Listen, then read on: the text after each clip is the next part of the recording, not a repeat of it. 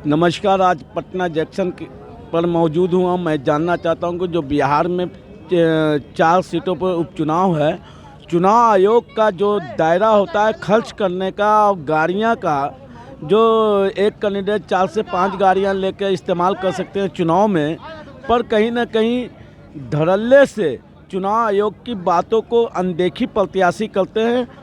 हम जानना चाहेंगे बिहार की जनता से कि क्या कहाँ तक चुनाव आयोग का जो इंडिकेट रहता है प्रत्याशी के प्रति, प्रत्याशी खड़े नहीं उतर पाते, कारण क्या होता है? देखिए, चुनाव आयोग की बात कर रहे हैं। चुनाव 4 प्रत्याशियाँ 4 जगह खड़ी हो गई हैं, इतनी महंगी हो गई हैं, इतनी गाड़ियाँ आप देख रहे हैं, 200 गाड़ियाँ एक विधानसभा में आप तड़ारी को ही देख लीजिए, सिर्फ पैसा बल और गाड़ी चल रही है। जबकि एक जो चुनाव आयोग है ज़्यादा से ज़्यादा 5-6 गाड़ियाँ को ही अप्रूवल देता है, देने को वो कई दे सकता है, लेकिन वो 5-6 अप्रूवल देता है। अरे तो इसे स्वतः संज्ञान लेना चाहिए ना। इतनी गाड़ियाँ इतनी महंगी कर रहे हो तो क्या ये चुनाव सिर्फ अमीरों के लिए बन गया? अमीर ही वोट देंगे, कहाँ जाएंगे गरीब? झूठ मूठ का प्रचार कर रहे हो तुम। खुद ही एक छोटी सर्किल बना के खुद ही प्रचार कर लो, खुद ही जिता लो। तुम कहाँ आंख मूंदे बैठे हुए हो भैया? कहाँ न्यायालय बैठ गई है? अरे जब दिख रहा है 200 गाड़ियाँ बाहुबली लेके घूम रहे हैं, तुम उस पर अंकुश कहाँ लगा रहे हो? और फिर कहते हो कि हम चुनाव आयोग निष्पक्ष चुनाव कराते हैं। अरे आप पछिए करवा रहे हैं, साफ दिख रहा है। आप सबको अंकुश लगा, सब पे अंकुश लगेगा तो कहीं गरीब भी कोई चुनाव लड़ने के लिए सोचेगा। लेकिन आज जो धनबल, बाहुबल और गाड़ी का काफिला देखता है, डर जाता है एक गरीब कि कब हम भी कभी चुनाव लड़ेंगे। इस जो दायरा को आप कम करते जा रहे हैं, दिखा के, डरवा के, उस तरह से आप लोकतंत्र को धराशायी कर रहे हैं। और इसमें सबसे बड़ा दोषी है वो है चुनाव आयोग, जो देखते हुए भी अपनी आंख को बंद किए रहता है। अरे आंख का पट्टी को खोलिए। जब यहाँ कानून की आंख की पट्टी खोल दी गई, आपके पट्टी पे क्या वही पट्टी बंद गई है? आपको दिख नहीं रहा है? आप देख लीजिए कहाँ पे कितनी गाड़ियों का काफिला है, लेकिन आप एन केन प्रकेन अपने आंखों को बंद कर लिए हैं। और किसी तरह, चूंकि आप संरक्षित होते हैं कहीं ना कहीं से, आप कहने को तो स्वायत्ता प्राप्त संस्था हैं, लेकिन आप कहीं ना कहीं फेवर करते रहते हैं, आंख मूंद के करते रहते हैं। तभी तो इतनी बड़ी बड़ी काफिला लेके घूमते हैं और आप कुछ कार्रवाई भी नहीं कर पाते हैं। आखिर क्यों? किसका डर है आपको? किसका भय है आपको? क्या ये चुनाव को महंगा कराने के पीछे भी कोई रणनीति है कि कुछ लोग ही, कुछ अमीर ही नेता बन सकें, राज कर सकें? क्या आप चाहते नहीं कि गरीब का बेटा भी कहीं कुछ चुनाव लड़ सके, आगे तरक्की कर सके? आप बांधे हुए हैं उस अमीरों के जकड़न में, और इसमें फिर जितने भी जाति हैं वो ख़त्म हो जाएगा और बचेगा तो सिर्फ अमीरी और गरीबी का फासला। इस फासला को मिटाने के लिए आप जल्द निर्णय ले। ये छोटी चुनाव थी, आपको अंकुश लगाना चाहिए था। क्या आप वेट करते हैं कि कोई आप पे कार्रवाई के लिए पत्र लिखे तब आप करेंगे? क्या आपके आंखों पे पट्टी बन गया है? आपको दिख नहीं रहा है काफिला किस तरह से माफिया उपयोग कर रहे हैं, परिवार के बेटे के लिए जिताने के लिए किस तरह उपयोग कर रहे हैं? आपको दिखाई नहीं दे रहा है? कब आप अंकुश लगाएंगे? इस तरह के निर्वाचन आयोग होना न होना के बराबर है सर।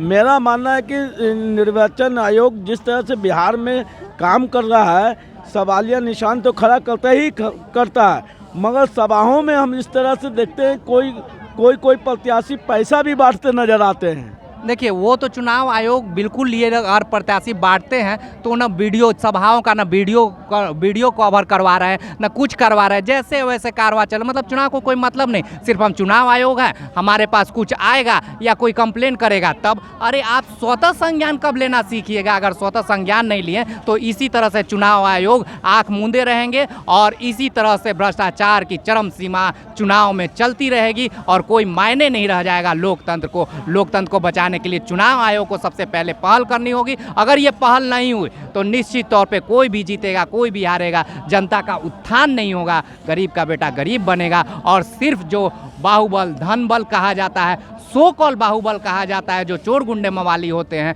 वही राज करेंगे। आज भी करेंगे, कल भी करेंगे, आने वाले पीढ़ियों में भी उन्हीं का कोई बेटा पुतो या फिर आने वाले कोई भी उन्हीं का सगा संबंधी राज करेगा और चुनाव आयोग मुख्य दर्शक बना रहेगा।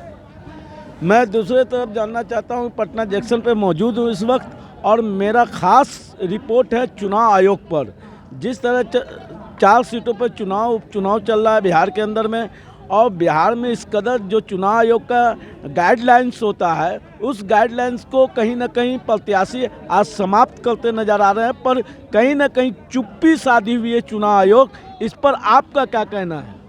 बस यही करना है, लोकतंत्र की हत्या की जा रही है। चुनाव आयोग किसी के अंडर नहीं है, ये संविधान में लिखा हुआ है।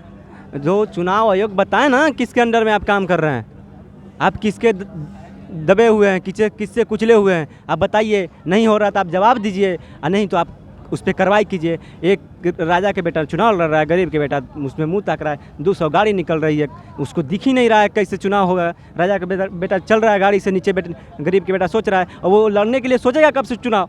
गरीब के बेटा सब कब सोचेगा लड़ने के लिए चुनाव? वो तो देखेगा कि 200 गाड़ी रहेगा तभी हम चुनाव लड़ सकते हैं। न गरीब कभी के पास 200 गाड़ी रहेगी ना कभी चुनाव लड़ेगा। और जब बच्चा में वही देखेगा वो भी तो न काम करेगी। तो इस तरह फेलियर दिख रही है। चुनाव आयोग किसी के अंडर में नहीं रहती है। अब वो चुनाव आयोग बताएगी कि आप पे किसका दबदबा है, किसके लिए काम कर रहे हैं, ये बता दीजिए ना।